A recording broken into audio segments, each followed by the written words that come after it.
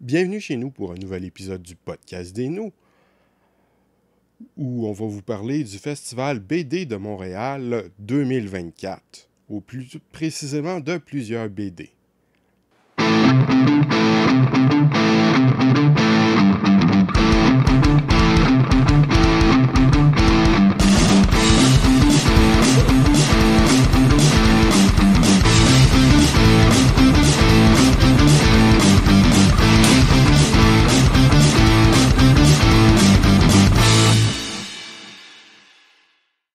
Bienvenue, on va donc parler aujourd'hui du Festival BD de Montréal 2024.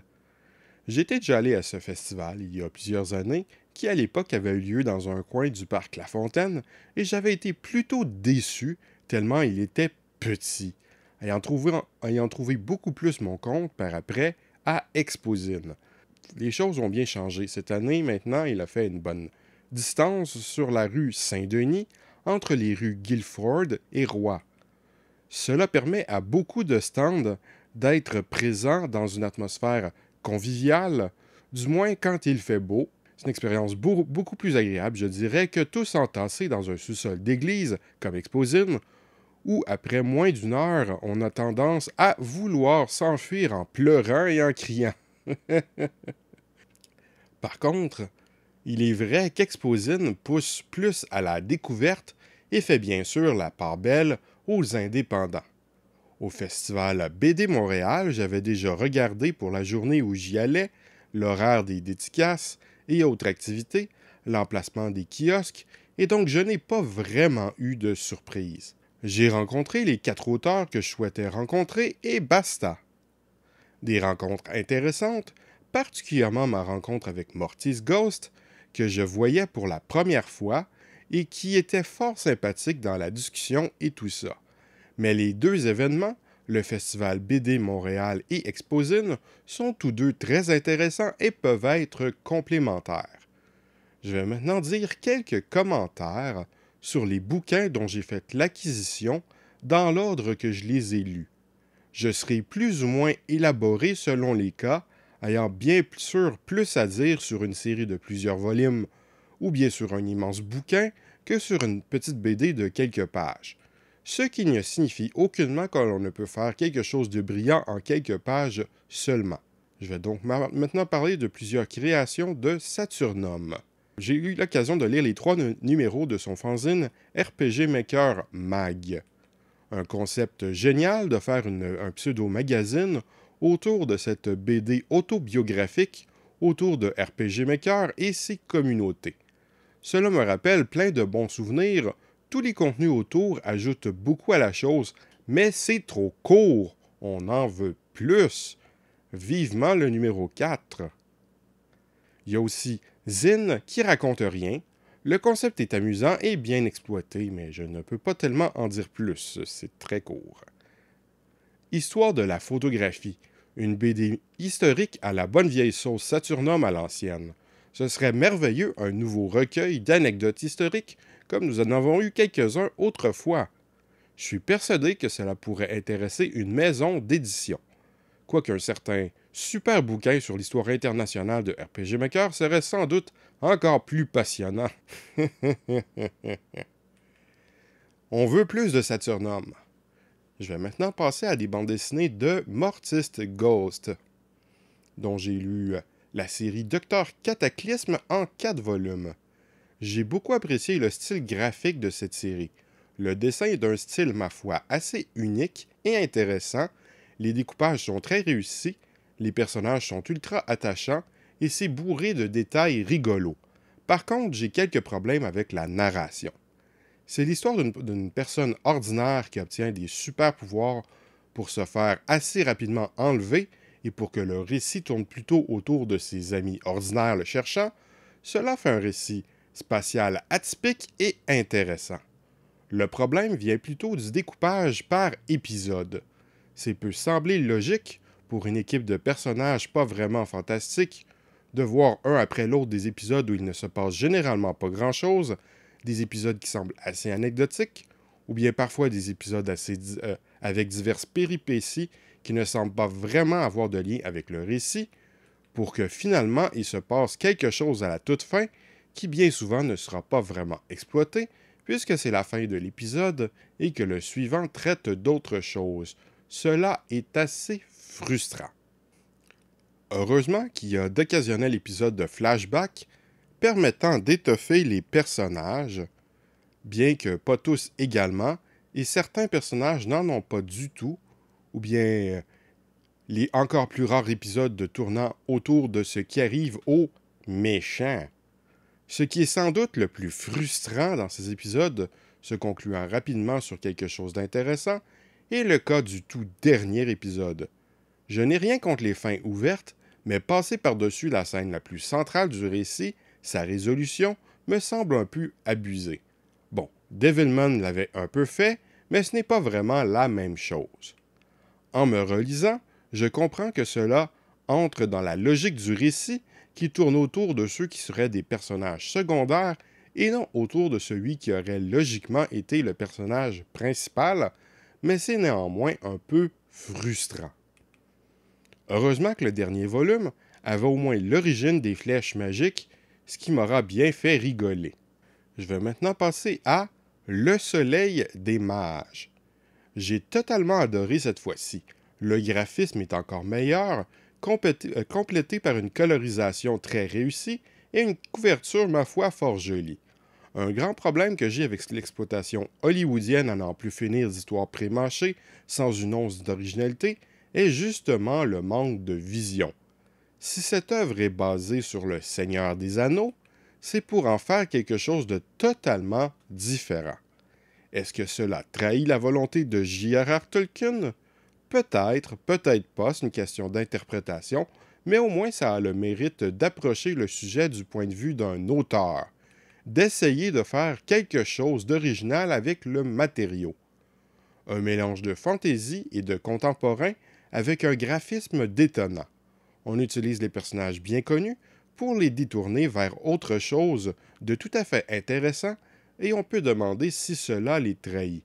C'est une interprétation différente des personnages.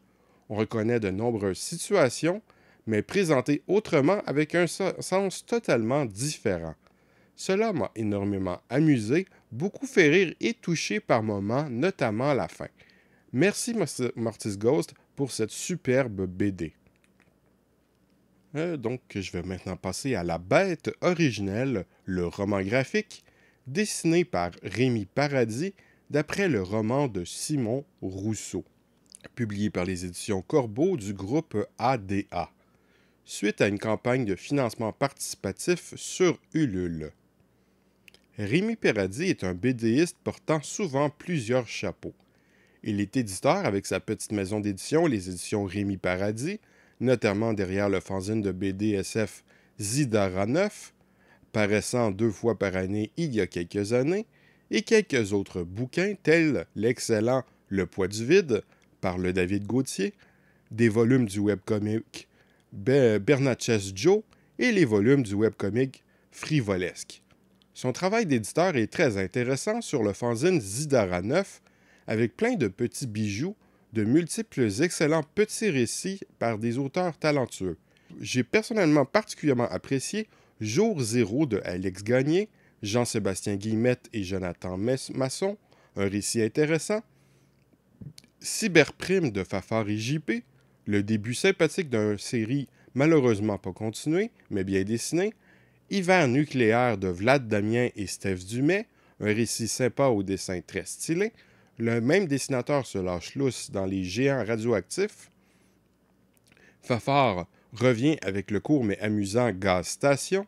André Gagnon, ancien de Safarir, se débrouille bien à adapter du Isaac Asimov avec Le Robot perdu. Le David Gauthier nous pond des petits chefs-d'œuvre avec Échappe et Sekou Shina Josei Warrior, que j'ai peut-être mal prononcé. Contre-temps, un récit sympathique de Yann Brouillette et Javier Martinez, Olivier Ross.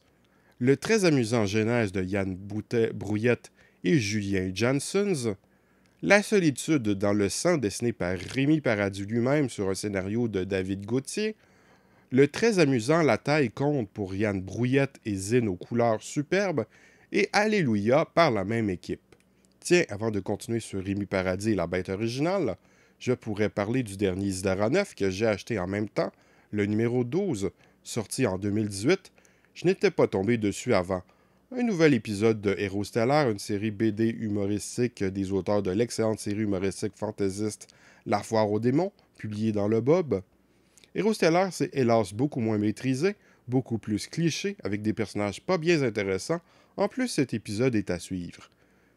Yann Brouillette a fait avec plusieurs dessinateurs divers gags qui sont pas mal, mais rien d'exceptionnel, avec des styles de dessin sympas, mais qui à force font un effet de remplissage, avec Emrys Casto, Julien Johnson, Véronique Savard et Christopher Lou.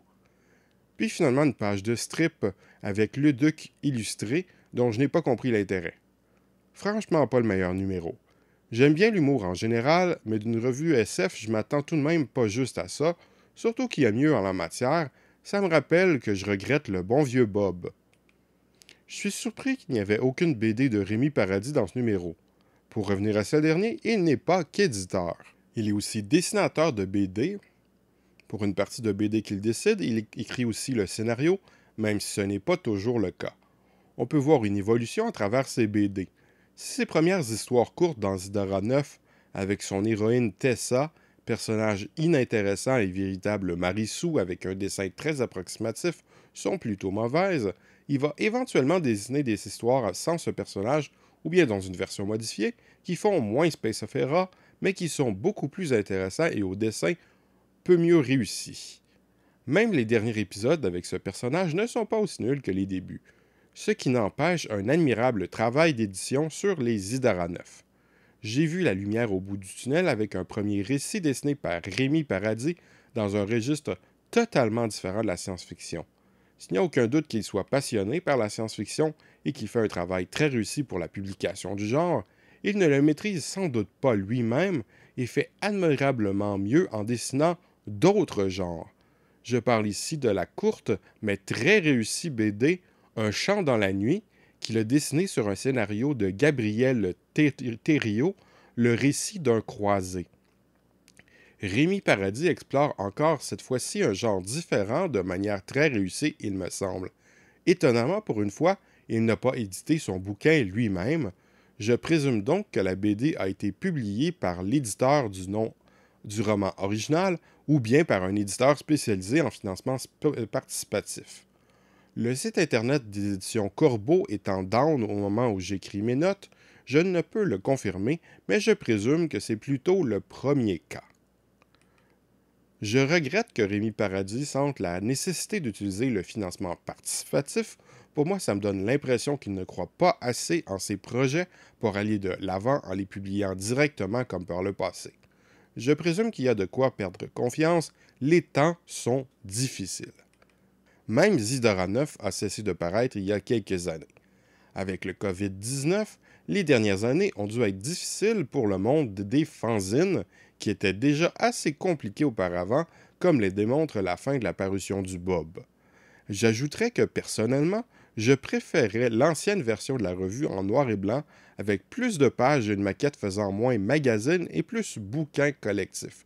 Pas que j'ai quelque chose contre les couleurs qui sont réussies, mais simplement il y avait plus d'histoires avec plus de diversité. Et je ne suis pas fan du papier glacé de manière générale, mais bon.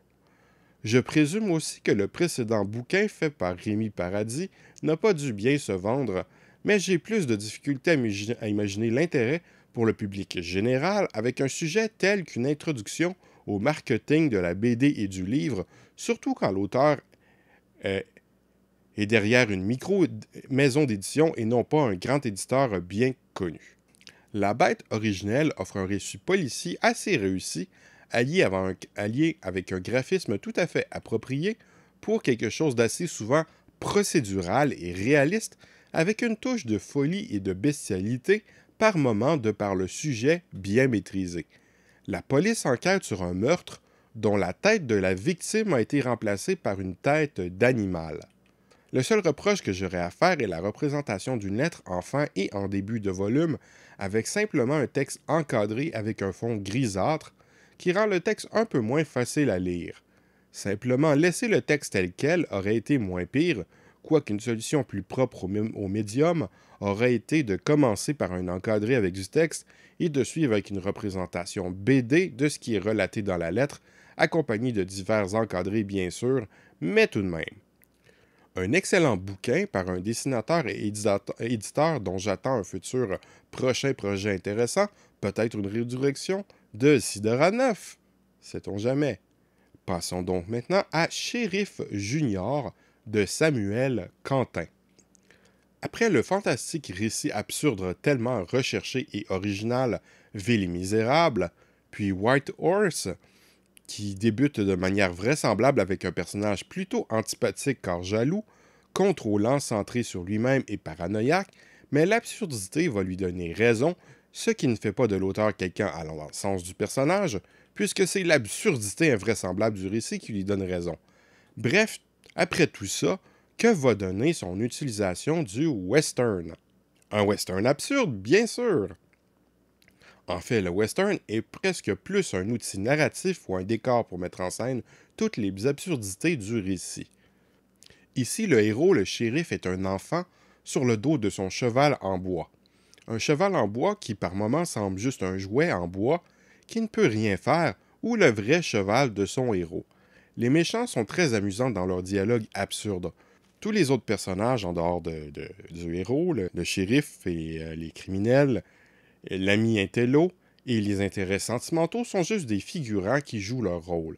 La municipalité sera envahie par une drogue, semble-t-il très forte, la poussière, dans le projet absurde des méchants bandits. Les effets de la drogue semblent difficilement cohérents, ce qui n'est certainement pas une erreur de son auteur. Bien que ce gros bouquin soit un tome 1, c'est un récit complet qui appelle une suite, mais qui sera une autre histoire, un peu comme les Lucky Luke avec les Dalton qui reviennent au fil des albums. Mais ce bouquin est beaucoup plus amusant qu'un Lucky Luke avec un récit plus marquant. Il est vrai que certains Lucky Luke sont très amusants, mais ce n'est pas la même chose.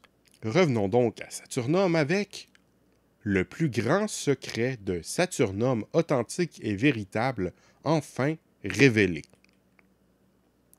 J'ai pris mon temps avant d'essayer de lire ce fanzine très particulier. Je voulais avoir le temps et l'énergie pour essayer de décoller le livre sans le briser. Il faut savoir que le concept de ce fanzine est que les pages sont collées. La seule manière de le lire est d'essayer de le décoller, de le déchirer, de le détruire. Sans doute que l'idée de défaire un livre pour réussir à le lire doit me faire peur. Je suis quelqu'un qui adore les livres. Ah! Je deviens fou! Après avoir tenté de lire le bouquin, j'abandonne. Je ne crois pas que ce soit possible, quoique c'est peut-être différent d'une copie à l'autre dépendant de comment la colle a été appliquée, de la quantité de colle. En l'état, le fait d'avoir forcé les pages pour les décoller rend le truc encore moins lisible, si c'est possible, ou à peu près. Le pire concept de fanzine, je crois. Ouh.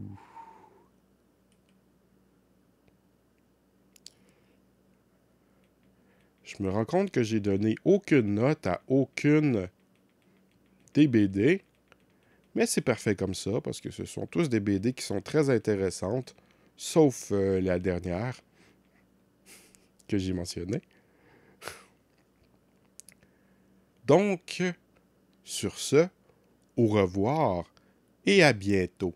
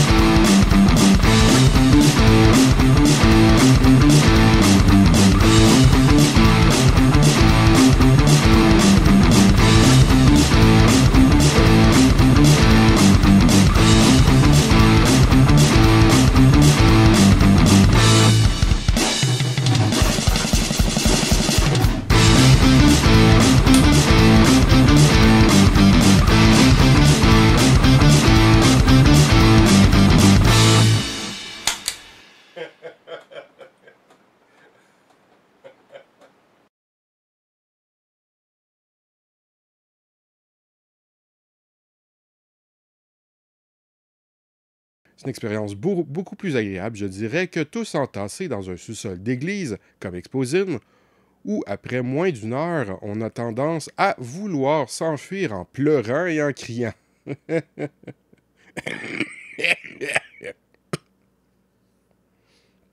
Quoiqu'un certain super bouquin sur l'histoire internationale de RPG Maker serait sans doute encore plus passionnant.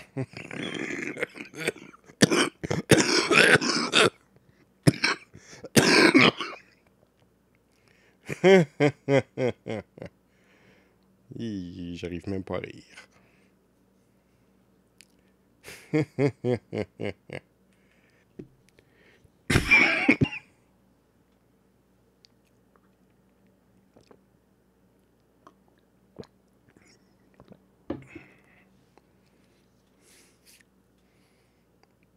C'est une interprétation différente. euh,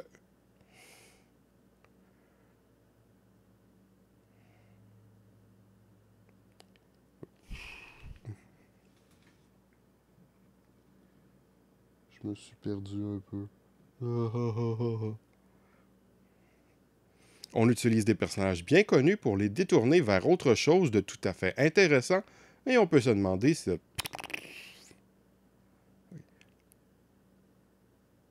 Est-ce que cela trahit la volonté de J.R.R. Tolkien?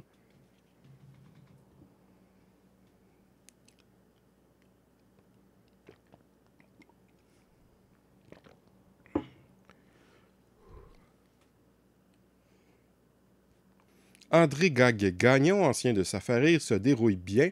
Euh,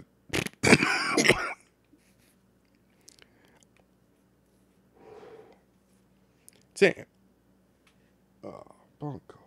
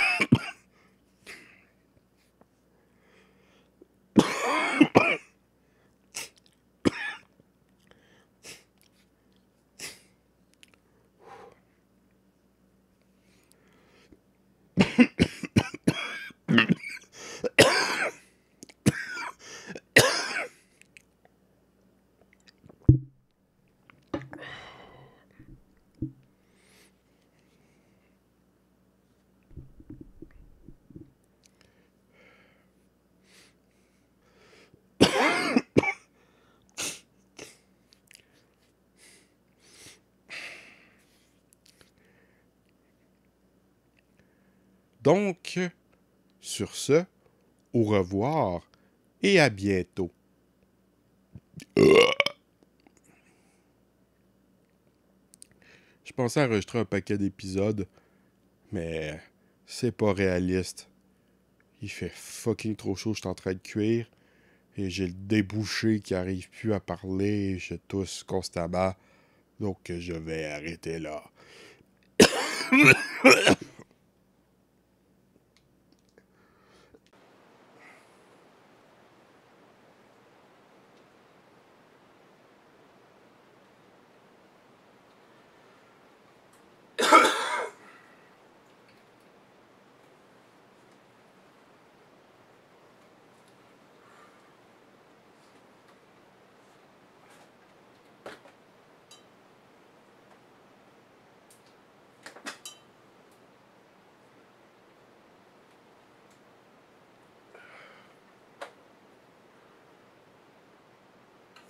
Ah!